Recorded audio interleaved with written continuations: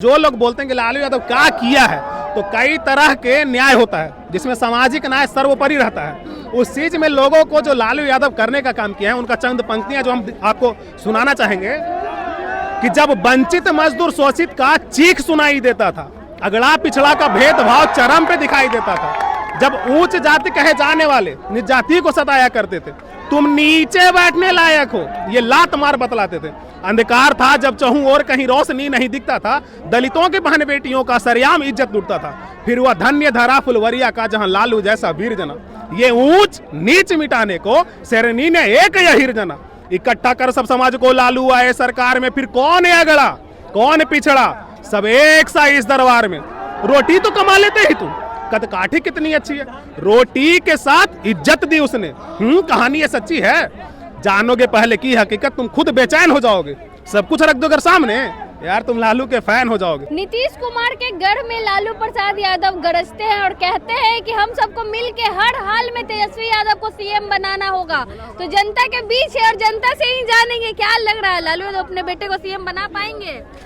देखिए, जैसे नीतीश कुमार का जो हालत अभी है, दो लाइन याद आता है कि लालची मक्कार जो सत्ता के भोगी है, उनका हरकत देखकर पता चल रहा है वो तो मानसिक रोगी है। तो जो एक मानसिक रोगी है, जिसका खुद का जो मानसिक संतुलन है किस लेवल पे पहुंचल है, ये पता नहीं चल रहा है। तो बिहार का जनता अब इतना मूर्ख तो है नहीं कि ऐसे इंसान के हाथ में दोबारा से ये सत्ता सौंपेगा, ये व्यवस्था सौंपेगा जो सोच ना पाए कि हम क्या करेंगे आगे। कोई पब्लिक कार्यक्रम जितना भी हो रहा है, सब में कुछ ना कुछ ऐसा उनका हरकत आ जाता है जिससे लगता है कि इनका मानसिक संतुलन ठीक नहीं है। अब रहा बात कि लालू यादव अपने बेटे को बना पाएंगे या नहीं, ये जो सेंटेंस है कतई स्वीकारने लायक नहीं है। लालू यादव क्या बनाएंगे अपने बेटे को, जनता बनाएगी। उसमें काबिलियत अगर होगा तो वो बनेंगे। अगर कोई बोलता है कि उप मुख्यमंत्री लालू यादव की वजह से बना है, तो ये गलत है। उस बंदा में ये काबिलियत है। बहुत ऐसे राजनेता रहे जिनके बाल बचा रहा है, के को है जो उसका बचा पाया है। अगर उसमें मेहनत नहीं होगा, उसमें काबिलियत नहीं होगा, उसका नहीं दिख पाएगा, तो जनता स्वीकार नहीं करेगा। तो रहा अब तेजस्वी यादव खुद को उस जगह पे पहुंचा पाएंगे या नहीं, तो जैसा हम 2 चुनाव से देखते आ रहे हैं, जो सतत अभ्यास रहा है उनका। पिछला जब चुनाव था उसमें कई रैलियां ऐसा किया जो उसका एक समझिए कि एक उदाहरण स्वरूप लोगों का बन गया है कि युवा अगर नेता कोई होना चाहिए जो उसमें दमखम दिखा है, तो ऐसा होना चाहिए।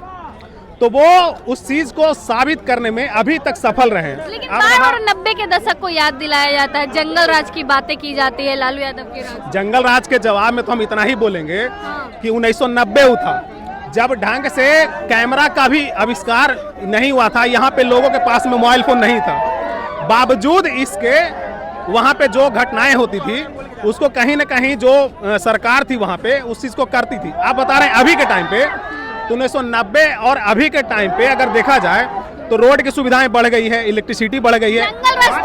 उसी चीज का बता रहे हैं, जंगल राज जो बोलते हैं उसके बारे में बता रहे हैं कि उस समय जो व्यवस्थाएं थी और जो अभी व्यवस्था है, जिसमें अभी मोबाइल फोन का इजाद हुआ है, लोगों के पास मोबाइल फोन है, बावजूद इसके अभी नवादा में देखते हैं कि 80-80 घर जल जाता है, 100 राउंड तक फायरिंग होता है, 200 राउंड फायरिंग होता है। तो ये जंगल राज नहीं है, और वो जंगल राज उनको दिखता है।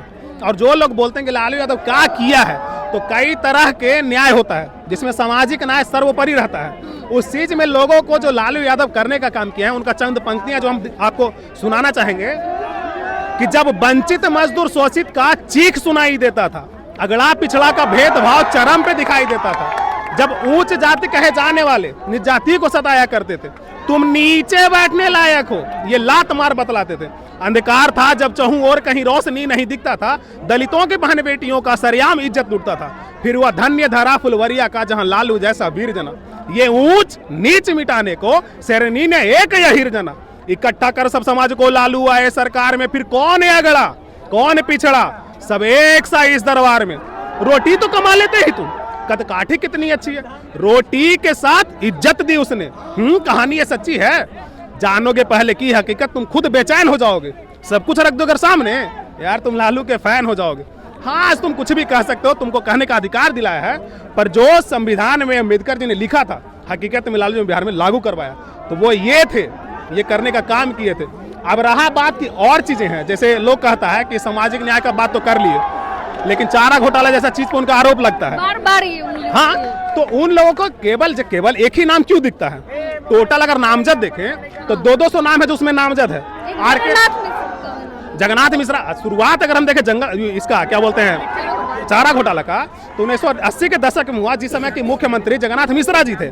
उसके बाद अगर मुख्य आरोपी के तौर पर अगर देखें तो आर के राणा है, हमारे यहाँ के एक एमपी हैं जगदीश शर्मा, उनका भी नाम आता है। तो इन सब नामों को छुपा कर एक ही नाम को क्यों हाईलाइट किया जाता है?